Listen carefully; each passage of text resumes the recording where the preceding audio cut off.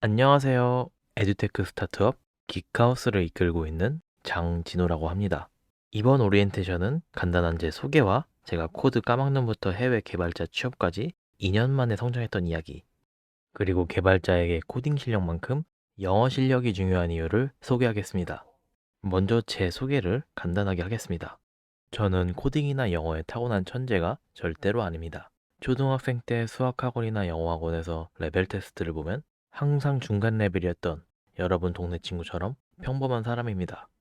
그러다 군대를 전역할 때쯤 이런 생각을 하게 됩니다. 아, 나 이제 어떻게 살지? 전역을 앞두고 그제서야 제 인생을 되돌아보기 시작했습니다. 먼저 비주얼을 키워서 연예인이나 모델이 되기는 힘들었습니다. 이유는 사진 한 장이면 됩니다. 그렇다면 공부? 하루 16시간씩 공부를 했는데도 옆자리 친구보다 성적이 안 나오더라고요. 역시 패스. 마지막으로 기술. 기술을 배우는 게 가장 합리적인 선택지였습니다. 그래서 어떤 기술을 배울까 고민을 하다가 그때 마침 모바일 앱이 대중화되고 알파고로 인공지능이 주목을 받으면서 코딩 열풍이 불고 있었습니다. 그래서 소프트웨어에 제 인생을 걸기로 선택하고 개발자가 되기로 결심했습니다. 이후에는 소프트웨어 기초 과목들을 수강하면서 맨땅에 헤딩을 시작했습니다. 그런데 학교 과제나 개인적인 프로젝트 때문에 인터넷으로 자료를 찾으면 이슈를 해결하기 위한 자료나 노하우들이 대부분 영어로 나와 있다는 것을 알게 됩니다.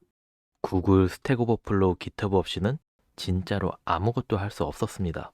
그리고 이왕 소프트웨어를 배울 거면 업계 최정상들이 만든 교육 자료로 배워야 되는데 이러한 자료는 대부분 영어로 공개되어 있습니다. 게다가 지금까지 배워온 시험 영어와 IT 업계에서 사용하는 영어가 완전히 다르다는 것을 알게 됩니다. IT 업계에서는 CMS, CI/CD, Headless와 같은 수많은 전문 용어 약어들을 사용하고 같은 영단어도 소프트웨어에서는 특별한 의미로 사용됩니다. 예를 들어 cast는 일상 영어에서 던지다, 주연 배우를 뽑다 라는 뜻으로 사용되지만 소프트웨어에서는 타입을 바꾸다, 형변환하다 라는 의미로 사용됩니다. 그래서 저는 프로그래밍 공부와 함께 개발 실무를 위한 영어를 제대로 공부해야겠다고 생각했습니다. 그런데 프로그래밍과 관련돼서 한글로는 너무나도 쉬운 문장도 영어로 옮기기는 쉽지 않았습니다. 프로그래밍에서 함수의 데이터를 전달할 때는 주로 동사 pass를 사용합니다. 또 이 동사 pass와 잘 어울리는 전치사는 for나 in이 아닌 to입니다. 이렇게 프로그래밍에서 어떤 상황을 설명할 때는 특정 동사와 전치사가 사용됩니다. 그리고 코딩하면서 매일 사용하는 중괄호나 홈 디렉토리로 이동하는 물결표를 영어로 어떻게 읽을까요?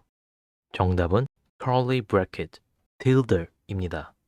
한글로는 너무나도 쉬운 단어들인데 영어로는 익숙하지 않은 단어들입니다. 하지만 이런 특수문자의 영문 표현들은 외국 개발자들과 함께 코드를 살펴보거나 영문 기술 문서를 막힘없이 읽으려면 반드시 알아야 합니다. 이렇게 저는 개발 실무에 필요한 영어를 빠짐없이 정리하면서 코딩 실력을 키워갔습니다. 그리고 인생은 실전이죠. 깃허브와 스택 오버플로에서 활동하는 해외의 개발자들에게 직접 연락해서 개발 지식과 노하우들을 배워나갔습니다. 처음에는 상대 개발자가 무슨 말을 하는지 잘 못 알아들었는데 영어 실력을 조금씩 쌓으면서 정보를 찾고 습득하는 속도가 차원이 다르게 빨라졌습니다. 예를 들어 깃허브나 스택 오버플로우에서 원하는 정보를 훨씬 더 빠르고 정확하게 찾아서 프로젝트에 적용할 수 있었습니다. 그리고 한글 키워드로는 찾을 수 없었던 고급 정보들을 영문 키워드로 찾아내서 수많은 문제 상황들을 해결할 수 있었습니다.